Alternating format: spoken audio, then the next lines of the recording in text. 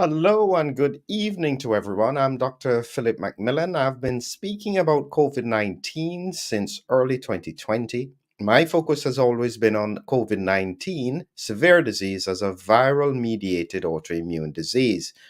Throughout the past 3 years, I've had the pleasure of speaking to experts across the world, gaining their insight, understanding a little bit more about their research, and critically getting a better understanding about international issues. And so today I have with me Professor Amitav Banerjee, and we are going to be talking a little bit about the WHO Pandemic Treaty. We'll try and see if we can educate you so that you are well aware of both sides of the discussion. But before we start, I'll just like to remind everyone that this is my way of helping us to try and bring some resolution to the world.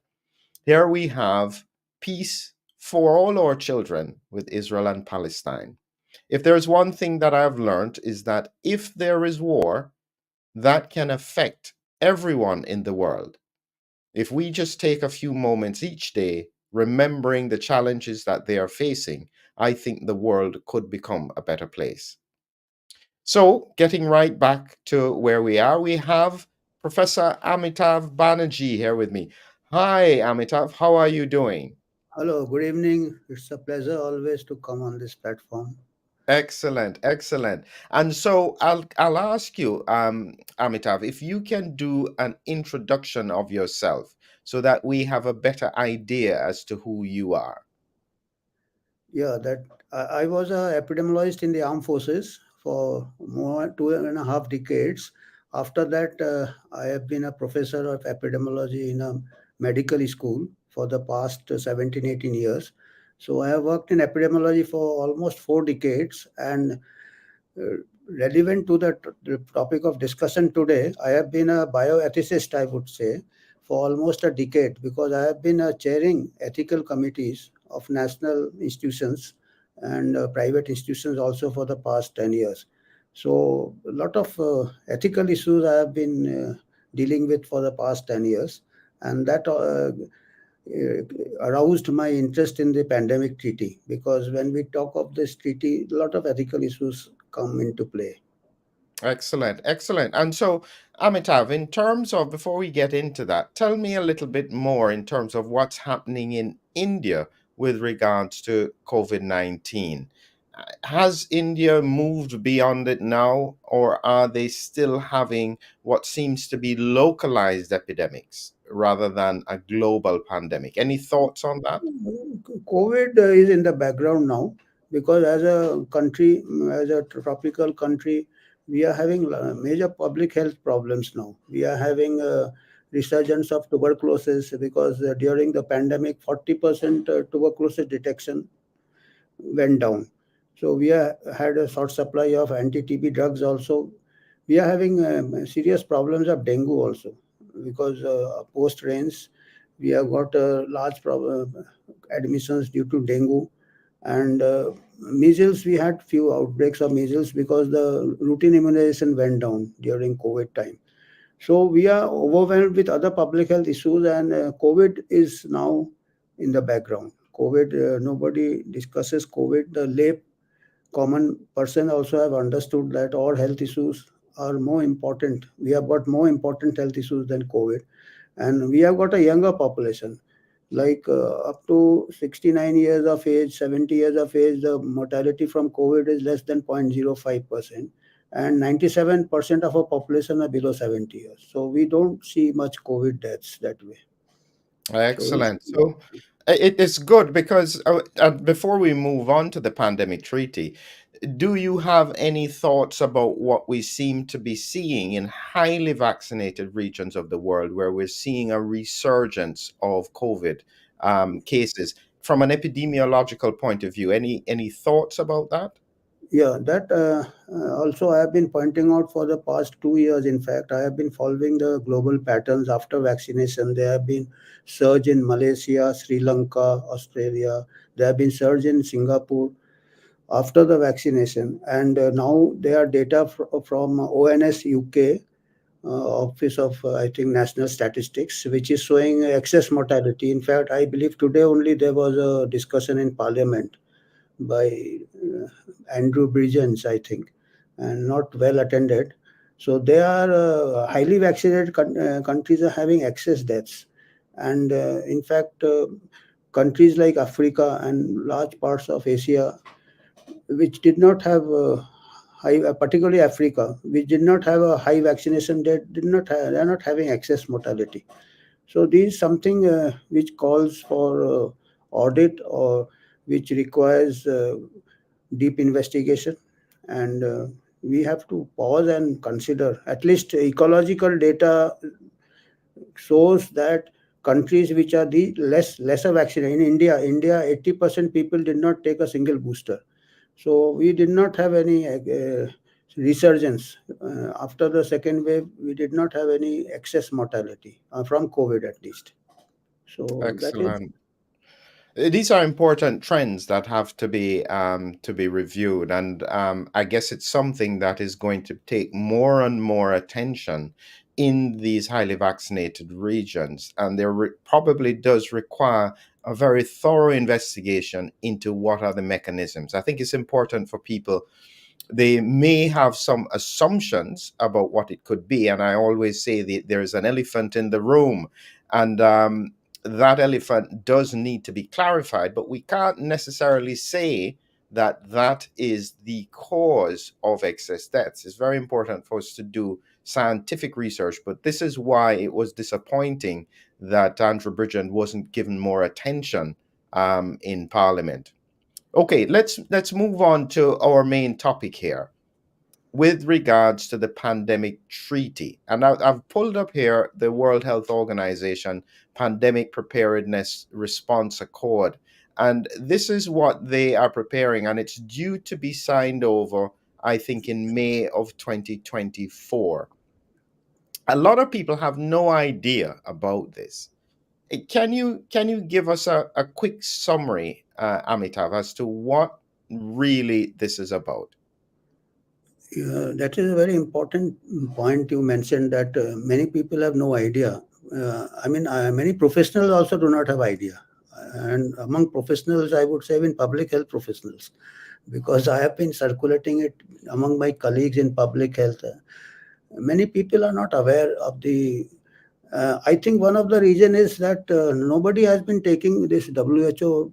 They are very unwieldy documents. I mean, I have been in public health for quite some time, so they are, not very interesting reading.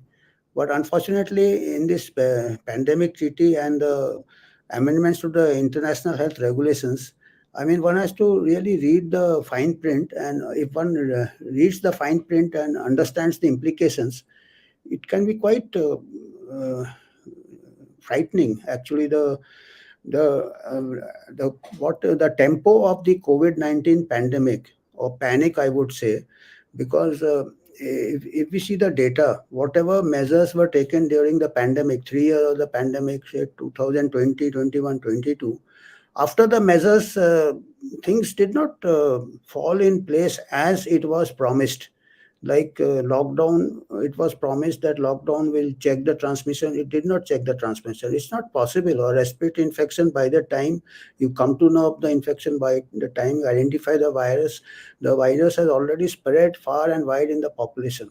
So there is no point in restricting measures for respiratory infection which spread so fast. So that was the first promise. The lockdown, it failed to check.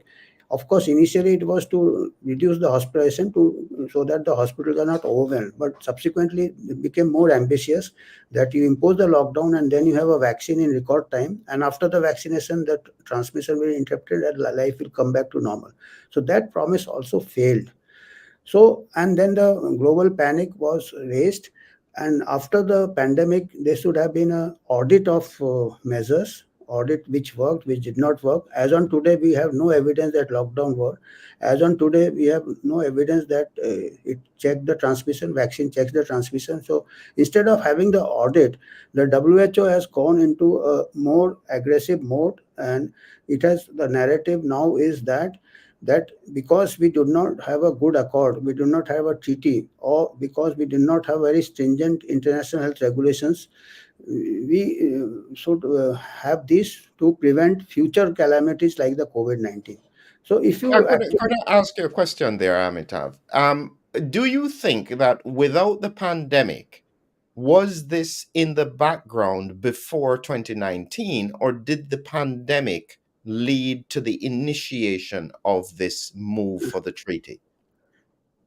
the pandemic gave it a push actually. This was already in the works. In fact, after the SARS one, or in fact, that time, 2005, the international health regulations were amended to some extent, but it wasn't as stringent as it is proposed now. Then the swine flu, 2009. That time also there were alarm of a pandemic, but many of the things like mass vaccination and other things, mandates, vaccine mandates were not pushed through. But the present pandemic came, and it was such a speed that there was no debate, there was no time to think. And the global health community, or the WHO and the CDC, they started running as if they are running a sprint with full speed, warp speed. Everything was as if they will check the transmission of a respiratory virus, which is epidemiologically not feasible. As I said, by the time the virus is identified, it has already spread far and wide in the community. You cannot stop a virus. Even as you say, during a pandemic, vaccination will not check the pandemic. I mean, I have heard on your channel, Dr. Geert, Professor Geert, and all says, as a virologist, he says that vaccination during a pandemic cause mutations. But as an epidemiologist, I can say from another point of view that vaccination does not work in a pandemic, because the vaccine immunity takes at least 2 weeks or 3 weeks or another two doses to give the immunity to the population. And whereas the natural infection spreads, incubation period is 3 to 5 to 7 days in a respiratory infection. So natural infection is spreading far wider, far than you can deploy the vaccine. So it is a waste of resources in a pandemic. During a pandemic, it will not check the transmission. I mean, even if a vaccine is effective, even in an effective vaccine. Similarly, with genome sequencing, that has become the new fashion. Genome sequencing, by the time it has to be in the community, that particular genome mutant, once it is there, then only you detect it. And by the time the scientist detects in the lab, it's already spread. So it will always be one step ahead of the new vaccine or new mutant. So it's not, you can't catch up. These are natural phenomena, and that is the So I just wanted to ask you though. So let's just pull back a second. Imagine there was no pandemic and things were going along as normal. So pre 2019. Is it necessarily a bad thing for an organization like the WHO to be able to create a consistent global response to a pandemic if it occurred? Why would that be a bad thing? I think if there has been no panic of the pandemic, the public acceptance would have not been there. So I think this was a shock treatment required. Shock and awe was required to mentally prepare the people of things are going to get worse if you don't have a treaty. So this treaty, as it is a very abstract thing, and without a pandemic, it would have been more abstract. And this pandemic, whatever the measures they have taken, the treaty has got provisions for more stricter measures. I mean, the same medicine which has not worked, they are going to increase the dose. So that is what is concerning. That there should be a proper scientific debate, evidence-based public health, like what works, what doesn't work. So besides, instead of doing an introspection, the post-pandemic, there should be an introspection. There can be errors due to oversight or due to limited understanding.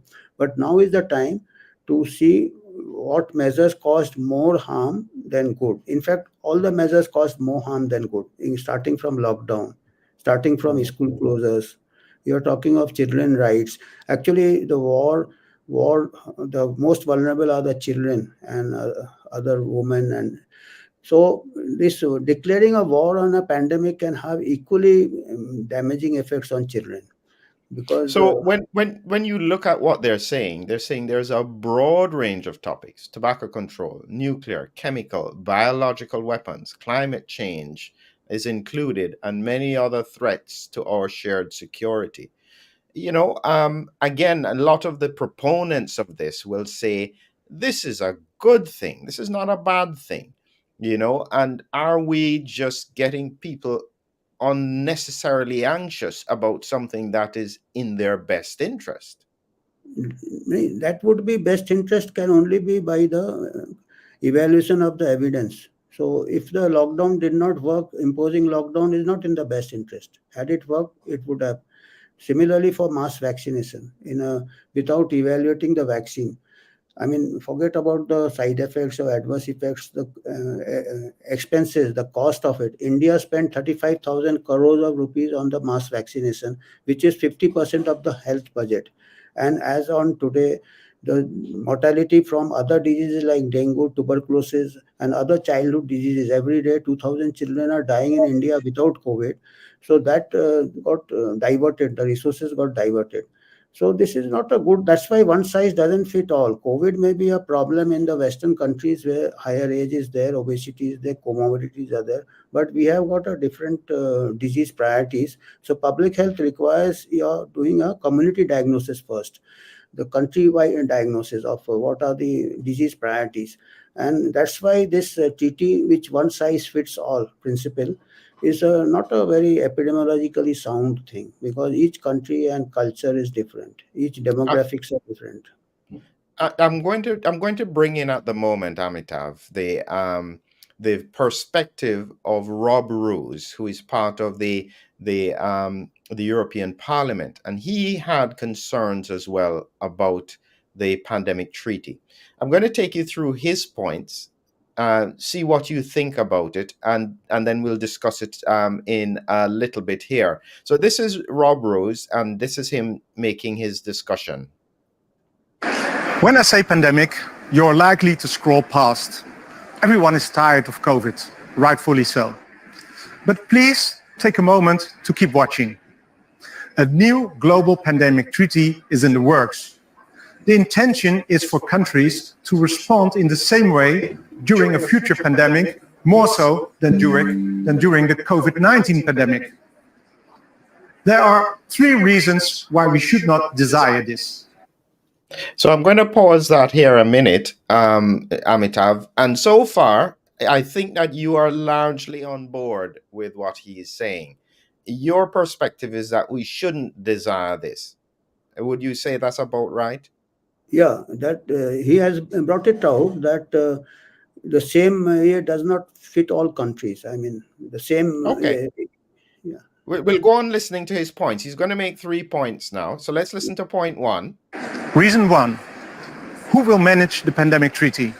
It is the World Organization, abbreviated as WHO.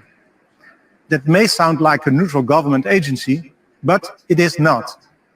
The WHO is heavily influenced by countries like China, as well as by the pharmaceutical industry. These are global players with tremendous geopolitical and financial interests. And who pays the piper calls the tune. Those interests don't always align with the interests of your country and its people.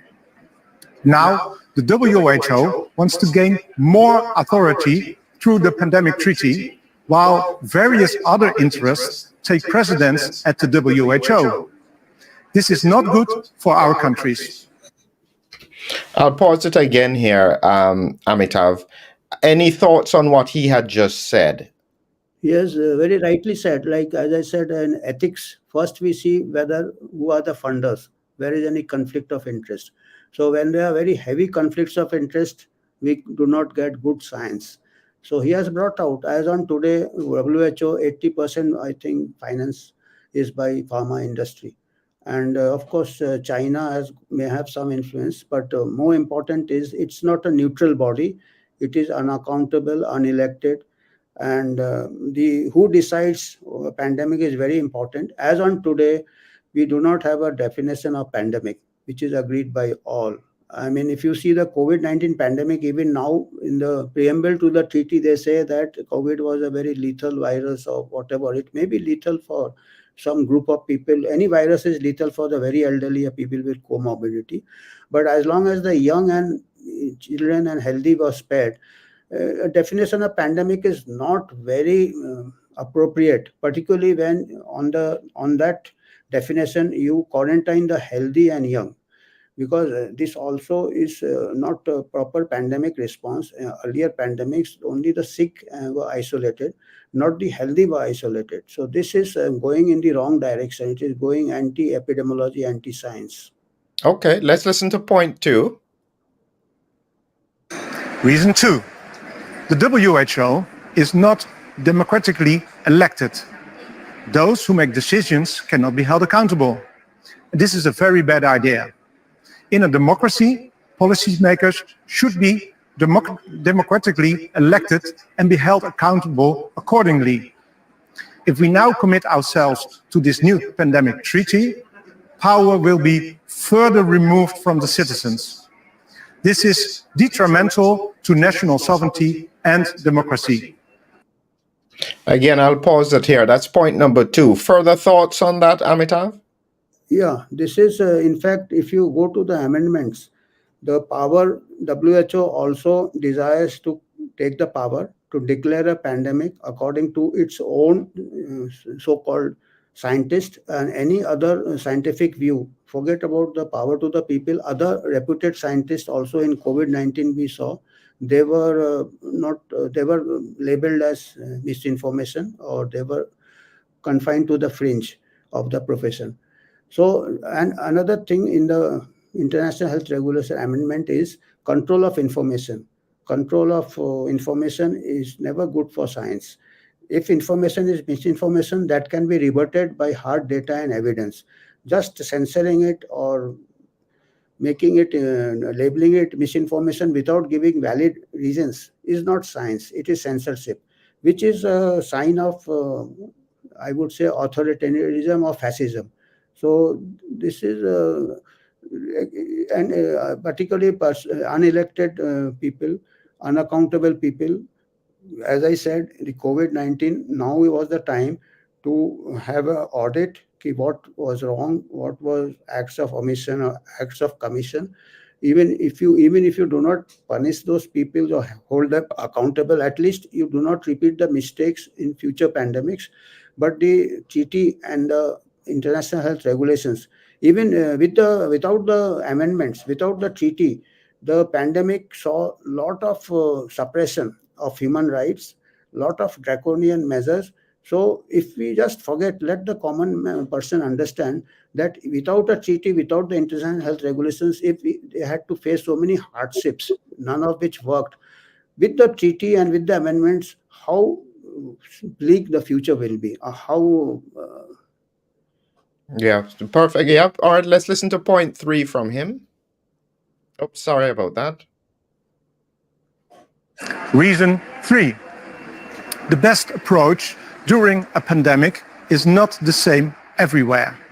Consider culture, for example, but also consider population density or how the balance between risk and freedom is preserved. It's not the same everywhere. Therefore, we should not implement the same policies everywhere. In summary, the new Global Pandemic Treaty gives way too much power to the WHO. Firstly, it primarily serves the interests of countries like China and pharmaceutical giants. Secondly, we are giving away power to an organization that cannot be democratically controlled. Thirdly, the best approach to a pandemic is not the same everywhere. So we should really not support this pandemic treaty. If you share my concern, send an email with this video to the politicians in your country. And if you find this video informative, then please share it. So that was Rob Roos from the European. I think he's from the Netherlands, and he was making those points quite eloquently, and so I think that one of the issues that I would be concerned about, and as I said, I'm trying to be balanced in terms of this discussion, but one of the issues I would be concerned about at the moment is I think that the huge mistake of not identifying the source of the virus that killed over 6.5 million people across the world, the fact that the WHO was not able to conclusively answer that, definitely needs an audit. And it does raise the question as to how could, if they are not able to address a point as critical as that, do they have the ability to control the other players who may be involved in pushing decisions? I think that's a very important point. Any thoughts on that, Amitav? It's a very important point. In fact, one of the amendments calls for sharing of pathogens. So that is a very sinister thing. I mean, as One Health also is part of it, and that what are the potential viruses and pathogens which can jump from the animal kingdom. On the plea of that, there are some provisions to share, which I think is a dangerous thing, considering that there are countries or there are labs which are indulging in gain of function research. So mishaps can occur.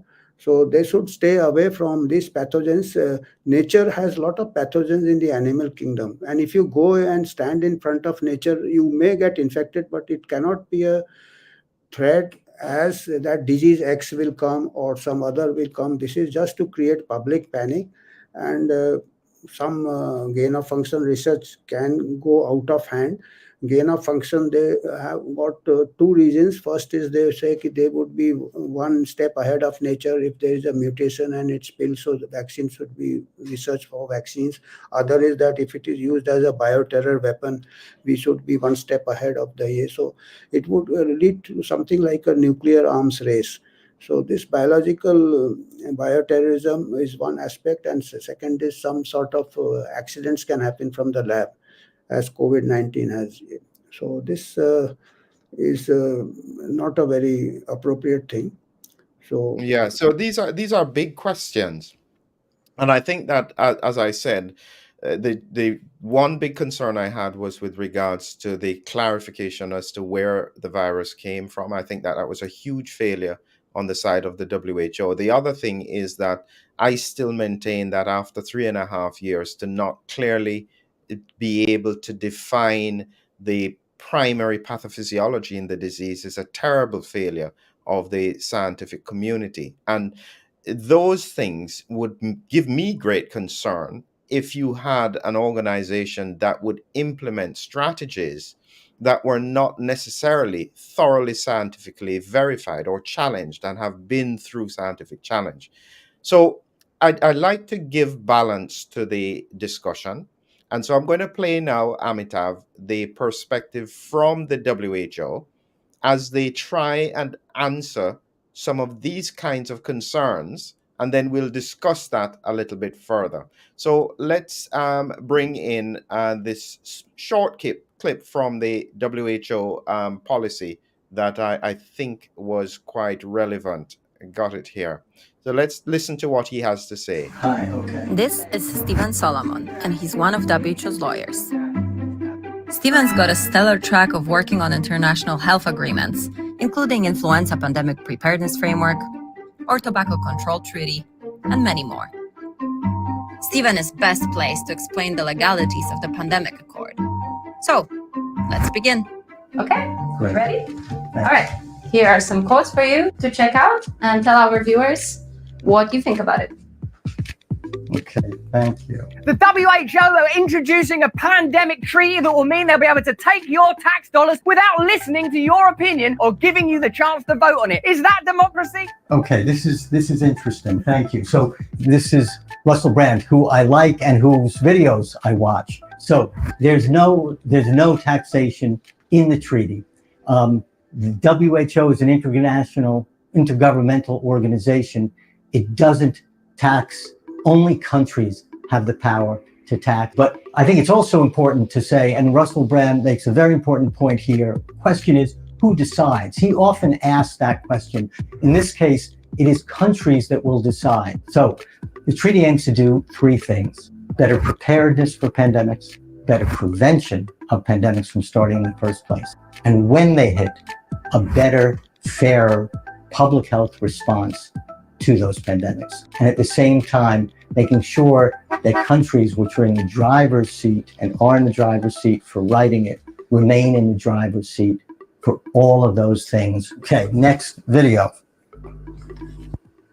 They want to give themselves surveillance power, determine treatments, vaccine mandates, vaccine distribution, vaccine intellectual property and profits, and they want to redistribute basically everything in the name of pandemics. So first of all, surveillance power. The treaty won't give surveillance power to WHO. What it would do, the treaty hopes to do, is to make surveillance, public health surveillance, faster, better, more reliable. Also, the treaty isn't going to give WHO power to dictate vaccine mandates. The treaty won't give WHO as an organization, as a staff, the power to dictate anything. And it's important because WHO provides an independent voice, independent of any particular country, independent of any particular interest group. And so recommendations from us, which are based on science and evidence, offer countries a tool, if they want to use it, to help their response. But the fact is that this rhetoric around we want a cohesive global response, that's all well and good, but you have to ensure that those kind of ideas aren't subject to potential corruption. So Russell Brand puts his finger on a critical issue. One of the tools which WHO has, which is really important in this, and was invented by WHO, by the countries in WHO before the pandemic, is something with a long title. It's called the Framework for Engagement with Non-State Actors. Short title is FENSA. And what FENSA is basically, it's a fence against conflict of interest. So we have ways of engaging with all these external actors, which may have an interest in what we're doing to reduce, hopefully eliminate conflicts of interest. Okay, next. They are a group that has superpowers, not because they're awesome and can like split wood like Captain America, but because they are immune to social order. This is important to clear up. We have what's called immunity.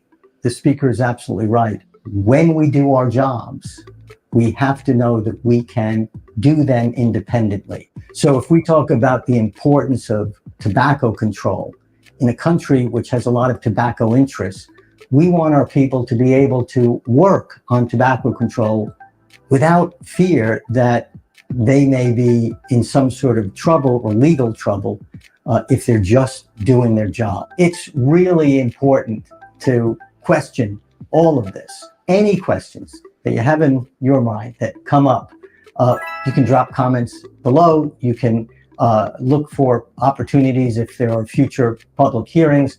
You can engage with your local and national health authorities. Again, it's the countries that are negotiating this. So, and we Amitav, really appreciate are you convinced by what he has just said? Does it change any of your perspective? One thing which actually makes everything weak, whatever Mr. Solomon said, and he very, without batting an eyelid, he says that WHO is totally independent without any conflict of interest and all that. So the main issue was it's heavily funded by pharma. It is heavily influenced by private corporate interests. And not only WHO, the WHO with its liaison with particularly developing countries like India, Africa, Asia, we are poor countries. So most of the funds are getting from the private pharma through the WHO projects or academic advancement and other things.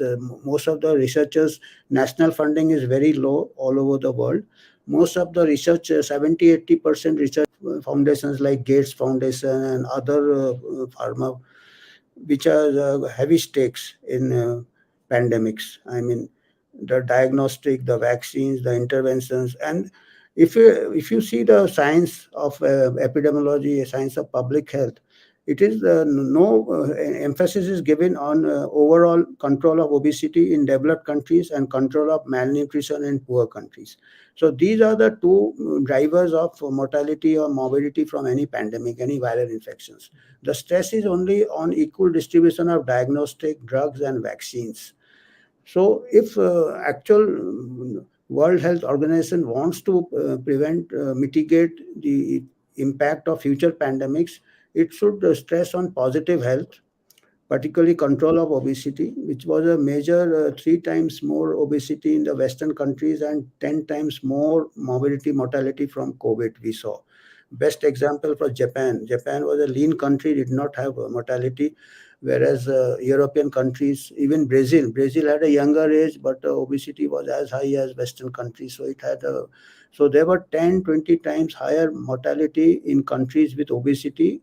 And similarly, other pandemics hit the malnourished children. Malnourished children are dying in African and Asian countries. So any viral infection can kill them, childhood infections. So So one of the other questions that I think I would have put to the WHO, and I'd be interested to hear your perspective on this, is that when vaccines came, so remember, late 2020 into 2021, everybody thought the vaccine was the saving solution. Yet, countries that were creating the vaccines chose to vaccinate way beyond their vulnerable before sharing any of their resources. And the WHO had no real control on that. And so, if you imagine that COVID 19 was actually as lethal as we were told, and that the vaccine was the only thing that could have saved lives, only 2% of Africa got vaccines. They would have decimated yeah. Africa because they did not have access to the resources.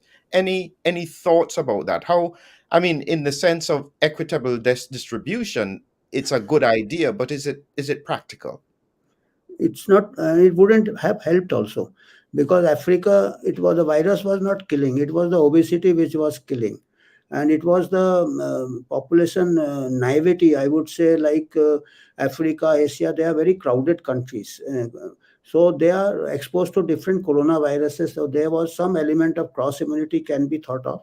And vaccine in Africa also, if you take, South Africa had the highest vaccination rate in Africa, but it had the higher mortality also, because the South Africa obesity was 3 times more than the other African countries. So the if you see, after 3 years, if I have been tabulating data, I found that whatever difference was before the rollout of the vaccine and after complete vaccination in the developed countries, and much less vaccination in Africa and to some extent Asia, the mortality differences remained the same. The 10 times more in Western compared to Asian, 20 times more compared to African continent. So whatever measures were taken at huge cost and perhaps benefit to pharma, they did not have much impact on the course of the pandemic, which was a more or less went its natural course, and it affected the vulnerable, particularly people with comorbidities and obesity, and age, of course, age. So this data, we were getting the data, we were not getting age stratified data of mortality, morbidity, and similarly for the post vaccination also, we should have age stratified data of sudden deaths, which unfortunately, whatever data is available, it shows the younger people are affected more, particularly myocarditis and other certain concerning effects. So Amitav, just imagine for a second, you've got a lot of experience, you're an epidemiologist, you've worked across multiple diseases in India. The WHO calls you and says, Professor Banerjee, we want you to lead our organization. What would you do that would be different? I would have country-specific experts. I would definitely have the collaboration and coordination is definitely a good idea, and it should remain collaboration and coordination. What WHO treaty it is trying, it is going for control. control is a war actually, and war can be collateral harm. So I, as a epidemiologist, I would like to consult the regional epidemiologist, discuss with them, and each country may have a different strategy for a particular pandemic. The same pandemic behaves in a different way according to demographics, according to population density. Like in India, we did a lockdown, we increased the transmission because Indian houses are very crowded. So this does not work. The same thing will not work. So one has to do. I would go around like a grandmaster who is looking at number of chessboards, and different chessboards simultaneously play. Big grandmasters, they play against 20, 30 players simultaneously. They don't play the same moves in every board. Every board, the positions, the chess pieces are same, but the game rules are same. Similarly, virus may be there, everything may be same, but each virus may behave like a game of chess. So epidemiology is as complex or more complex than a game of chess. So I would look at the different chessboards or different countries and consult the local grandmaster there, and accordingly, with collaboration, the strategy would be tailor made to that country. In that country, like India is a very vast country with different climate, different population, different social status. So even in the same country, the strategy may be different at the regional level. So that one size fits all will not work, and it can harm more than it can work. So these are important points, Amitav. And one of the questions that I'm reflecting on, and I was asked to ask you this question, and I want you to think about this. Politicians are all about power and control. What would make politicians across the world give up that degree of control in terms of a pandemic to an international organization? I really am baffled by the fact that across the world, the politicians are going along with this. From experience or from observation, they usually have to be given something for that to happen. Any thoughts? They also enjoy power, so they may be partners in power, perhaps. Or some of them may be really, many may not be aware. I mean, these pandemics are very abstract things. Actually, many people may really think that there is a existential crisis.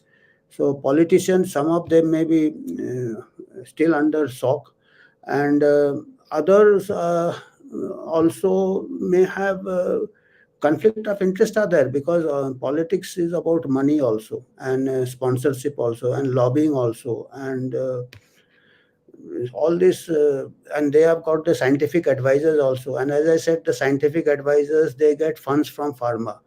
So there are small conflicts of interest. They are cumulative, and they are more than the sum total of all the conflicts of interest. So academics have conflict of interest. Research scientists have got conflict of interest. They get to do research, and they get award for research which is the current in the news. And what better thing to be in the news for a virus which is causing a pandemic? So all this adds up, and diseases which are there for long, like our country having tuberculosis, dengue, they are not very glamorous, and they do not get so many funds, and they are affecting the poor country. So there are a lot of things which adds up. It's a whole web. So it's not a one-to-one relationship. And one of the concerns I have, which you had highlighted as well, is that the WHO would be taking a view on censorship of or misinformation in this treaty. How does that work, and what would be different in the context of a WHO treaty that would make them stop the questioning of scientists, where scientists do have genuine questions that they don't have sensible answers for, but rather than answer them, they prefer to do censorship? Why would the WHO get involved with that? They shouldn't actually. If democracies were vibrant, if democracy will not, democracy should not allow censorship, and particularly scientific censorship. In science, nobody can claim to have the final answer. So there has to be dissent, there has to be debate. And if the WHO is doing censorship, it is anti-science, and that itself should disqualify it. I mean, that is one major aberration, that we are going away from science. we are going almost to medieval times, uh, because as on today, the science can be give the data or say the data is required. If now there are data to show that lockdown did not work, there are data to show the vaccination did not check the transmission, there are data to show that children are not vulnerable, but still we are going against data. In USA, I believe they are recommending vaccine for children also, or 6 months, or they are trying that also. So this is something which is this makes us lose confidence in the WHO, makes us doubt the intentions of the WHO and its partners. This is the pharma industry, and maybe politicians of the world are also into it, because earlier it was the arms race which controlled the politicians. I suppose now it may be the pharma race which must be fast overtaking the arms race. That's a very interesting point, because even within the umbrella is the question of climate change. And so climate change is now also a WHO priority. So we are kind of stepping from one thing to the other, from one crisis to next, which will then allow different individuals or different organizations to have a direct say in how countries behave with regards to their populations. This is a very complex thing. So, in your view, we should have the audit first rather Yeah, than. Hmm. How we long should would that take, though? we should have the audit, and we should, in fact, I would call for, instead of a treaty, I would call for an amnesty. One of the reasons I feel the WHO is on the aggressive, and the world governments are on the aggressive are because if it comes out that most of the measures, draconian measures, did not help, it caused harm, they accountability would be unimaginable. So that may be causing them to attack again with a pandemic treaty, to impose censorship and to declare another pandemic of disease X. I mean, this is something which one can never imagine, how we can have a pandemic of disease X and start preparing for it. So this, I think, is a defensive reflex to avoid the accountability of the omissions and commissions of the pandemic measures. So if we go for an amnesty and let us say, okay, what has happened is okay, we should not repeat the same mistakes. That would be a better way to go forward. And amnesty, we can have the science and we can have the evidence, and what to do in the next pandemic and what not to do in the next pandemic. Here we are going with a higher dose of the same medicine, which includes surveillance, which includes vaccine, which includes suspension of individual rights. Censorship itself is a major violation. So we should go for an amnesty. That's a very, very interesting point, Amitav, is that at the moment, I can imagine that politicians and public health leaders are very worried, and they will not want to be brought to account. And the only way sometimes to overcome that, where you can actually get back to science, is to say, we acknowledge your mistake, but we will not hold you accountable whilst we do the audit to make sure that it is done thoroughly. Do you think the public would ever accept that kind of thinking, Amitav? Uh, well, it has to accept, otherwise, the alternative is worse. And I think I come from the land of Gandhi. So Gandhi always forgave, and so did Jesus Christ. So I think we can move ahead. Otherwise, things, they, even Sun Tzu said that when you corner an enemy, you should leave an exit. Otherwise, like a cat cornered, it can fight very ferociously. So I think if that is the only way forward. I mean, Wow, that is very profound, Amitav. So listen, I want you to give me a summary conclusion as to where we are now and what would be your recommendations as the people are listening and they want to understand what should they be doing, because it feels as though this is purely political and doesn't actually impact the public in terms of the decision making. What should people do in the context of this kind of decision? people should be at the front, because people are the one who are actually going to be affected. In this pandemic also, they got affected more by the countermeasures to control the pandemic than by the pandemic itself. So people should be in the front, and I have a feeling that people are coming to the front, because when Andrew Bridgen was also making his speech in the UK Parliament, I could hear the sound of the people from the gallery. I think it was full, but MPs were not there. So they must be on the defensive. So people should ask every question. Like you mentioned about global warming, you mentioned about, there are concerns about carbon emission. So people should ask for the evidence base. What is the evidence base? Because global warming is also maybe genuine, but it is also becoming something like group thing. All academicians are talking of global, and they may be getting grants to work on global warming. And most of them are again modeling exercises, like which went off the track in the pandemic also.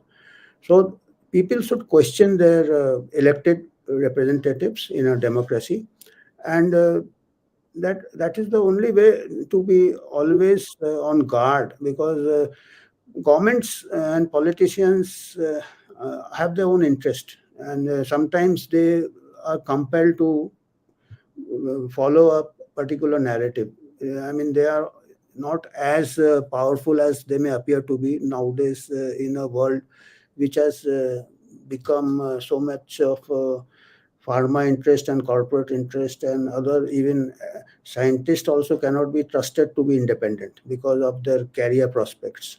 Because if we saw in the pandemic, many scientists they lost their appointments, they lost their, some of them threatened with loss of license. So people cannot work with this, as the Mr. Solomon was saying, that advocate that WHO workers require immunity. Similarly, scientists also require immunity from such victimization. So we are talking of only WHO scientists who require immunity for a treaty which they will get immunity and all that. What about the scientists who did not get immunity during the pandemic? So you are giving a message to people at middle level and junior level scientists who are in the career for survival. You are giving a message that you toe the line. This is not science. Why immunity to only WHO scientists, and all other scientists will be censored as misinformation? It's not fair. Not a level playing field. I would like to debate with Advocate Solomon. Yes, quite right, Amitav. Appreciated as usual your deep and thoughtful and comprehensive answers to many of these issues. I hope that people are listening and got a better understanding of the challenges in front of us with regards to this pandemic treaty. I think it's due to be formally signed off in May of 2024. So there is still time to push your politicians to make sure they do what is in the interest of yourself and your countries. So just before we finish, I'd again like to remind everyone to think about what is happening in the Middle East. Let us all remember that as a world, we need to be all together as one. And whilst I don't have a solution, I do hope that there is peace on behalf of all the children. So thank you again, Amitav. I Thank you. really, really look forward to talking to you again, and I'll make sure that we include you in our next upcoming thing. So have a great evening, Thank and I you. know it's late in India. Have a good Yeah. night. Thank you. Thank you. It's a pleasure always, Philip. Thank you. Okay, then.